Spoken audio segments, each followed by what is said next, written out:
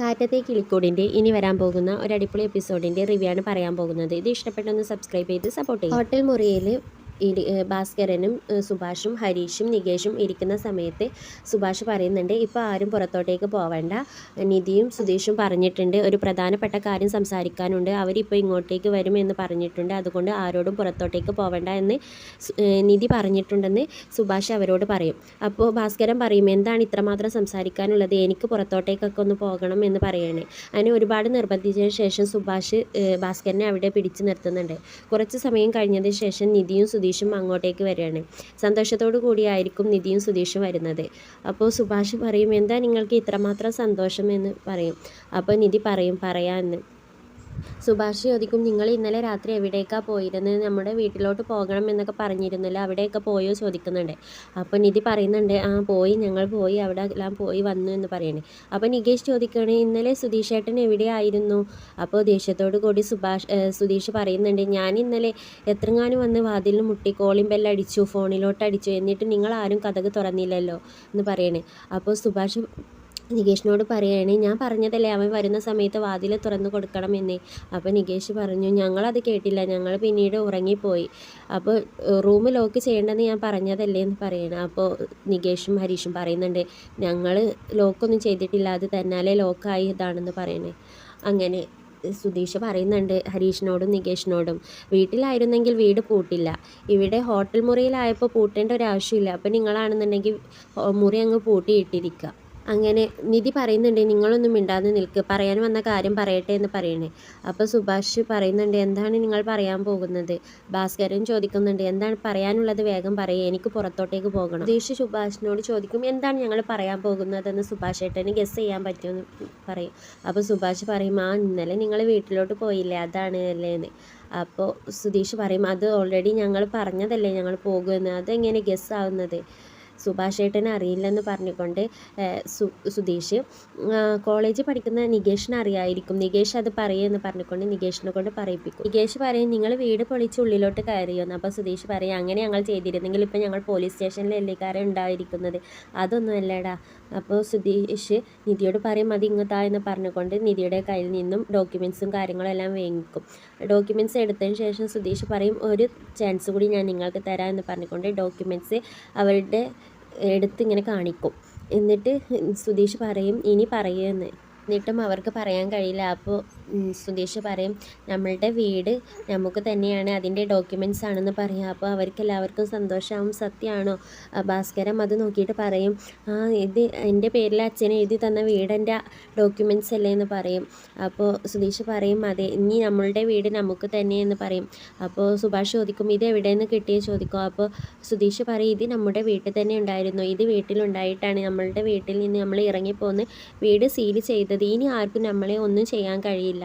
ഇത് പറയും, നമ്മൾ നിൽക്കുന്ന വീട് ഭാസ്കർ അങ്കിളിനും അതുപോലെ മറ്റുള്ള വീടുകളും അവർക്കെല്ലാവർക്കും ഓരോരുത്തർക്കായിട്ട് അങ്കിളിൻ്റെ അച്ഛനും അമ്മയും വീതിച്ച് കൊടുത്തിട്ടുണ്ട് എന്ന് പറയും. അപ്പോൾ ഭാസ്കരൻ അത് വാങ്ങിച്ചത് നോക്കും, ഇത് എനിക്ക് വേണ്ടിയിട്ട് എൻ്റെ അച്ഛൻ എഴുതി തന്ന അതേ ഡോക്യുമെൻറ്റ്സ് ആണെന്ന് പറയും. സുഭാഷ് പറയും, ഞാനും നോക്കട്ടെ എന്ന് പറഞ്ഞ് അവർ പരസ്പരം അങ്ങോട്ടും ഇങ്ങോട്ടേക്കൊക്കെ നോക്കും. അങ്ങനെ പിന്നെ നികേഷ് നോക്കും, നികേഷും ഹരീഷും കൂടി ആയിരിക്കും അത് നോക്കുന്നത്. ഡോക്യുമെൻറ്റ്സ് നോക്കുന്ന സമയത്ത് സുധീഷ് പറയും, എല്ലാം നോക്കടാ, അത് കുറേ പഴക്കമുള്ള ഡോക്യുമെൻറ്റ്സ് ആണ്, അതെങ്ങാനും കയറിപ്പോയാൽ നമ്മളുടെ തെളിവുകളെല്ലാം പോകും എന്ന് പറയും. അപ്പോൾ നികേഷ് പറയും, ഞങ്ങൾ സൂക്ഷിച്ച് നോക്കാം.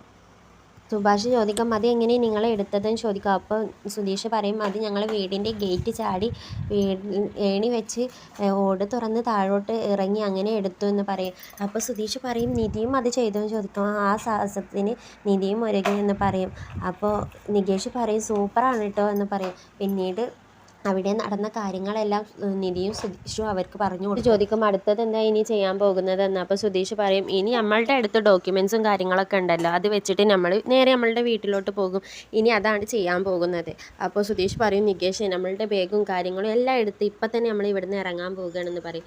അപ്പോൾ ഭാസ്കരൻ പറയും, സൂപ്പറാണാടാ, നമ്മളുടെ കൂടെ തന്നെ ദൈവം ഉണ്ടടാ, അതുകൊണ്ടാടാ നമ്മളുടെ വീട് നമുക്ക് തന്നെ തിരിച്ചു പിടിക്കാൻ പറ്റിയത്. പിന്നീട് കാണിക്കുന്നത് ഭാസ്കരനും മക്കളും അതുപോലെ ലളിതയും ഗംഗാധരനും പോലീസുകാരും ഭാസ്കരൻ്റെ വീടിൻ്റെ മുന്നിൽ നിൽക്കുന്നതാണ്. ആ സമയത്ത് സുധീഷ് പറയുന്നുണ്ട്, നിധി അത് ഇങ്ങോട്ട് എടുക്കുക എന്ന് പറയാണ്. അങ്ങനെ നിധി അത് എടുത്തു കൊടുക്കുന്നുണ്ട്. അത് കണ്ട പാടെ ലളിതയും ഗംഗാധരനും പറയുന്നുണ്ട് എന്താണ് ഇവർ കാണിക്കുന്നത് എന്നൊക്കെ അവർ പരസ്പരം മെല്ലെ പറയുകയാണ്. എന്നിട്ട് സുധീഷ് അത് എടുത്ത് നേരെ പോലീസിന് നേരെ കൊടുക്കുകയാണ്. എന്നിട്ട് പോലീസ് അത് വായിച്ച് നോക്കുന്നുണ്ട്. ലളിത പറയും ഭാസ്കരനോട്, നീയല്ലേ പറഞ്ഞത് നിൻ്റെ അടുത്ത് തെളിവും കാര്യങ്ങളൊന്നും ഇല്ലെന്ന്. അപ്പോൾ ഭാസ്കരൻ പറയും, നീ ഒന്നും മിണ്ടാതെ നിൽക്ക്.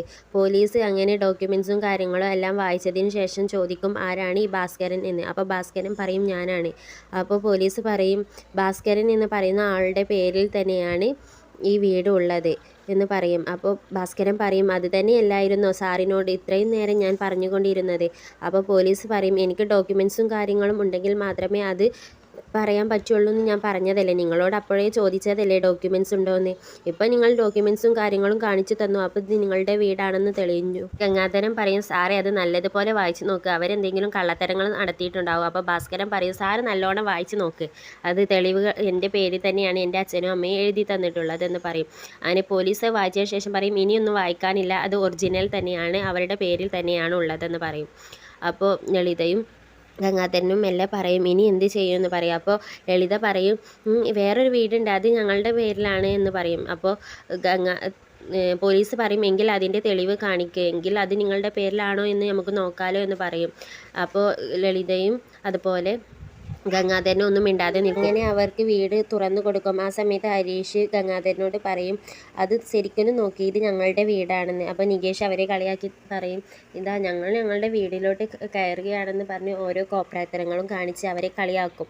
അങ്ങനെ പോലീസ് പറയും, ഇതാ നിങ്ങളുടെ ഡോക്യുമെൻറ്റ്സും കാര്യങ്ങളും ഇതെല്ലാം സൂക്ഷിച്ച് വെച്ചോളൂ, ഇനി ഞങ്ങൾ പോകുകയാണെന്ന് പറഞ്ഞുകൊണ്ട് പോലീസ് അവിടെ നിന്നും പോകും. ലളിതയെയും ഗംഗാധരനെയും അവരെല്ലാവരും കൂടെ അവിടെ വെച്ച് കളിയാക്കുകയാണ്. പിന്നീട് അവരെല്ലാവരും വീടിൻ്റെ അകത്തോട്ടേക്ക് കയറുന്നു. നികേഷ് പറയും, സുധീഷേട്ടനല്ലേ പറഞ്ഞിരുന്നത് ഇതൊരു വീടാണോ, ഈ വീട്ടിൽ എന്താണുള്ളത്, അങ്ങനെയെല്ലാം ഈ വീടിനെ പറ്റി സുധീഷേട്ടൻ അങ്ങനെ കുറ്റപ്പെടുത്തിയിരുന്നല്ലോ, ഇപ്പോൾ സുധീഷേട്ടന് ഈ വീട് വലിയ സൗഭാഗ്യവും ഒക്കെ ആയി തോന്നിയല്ലേ എന്ന് പറഞ്ഞു.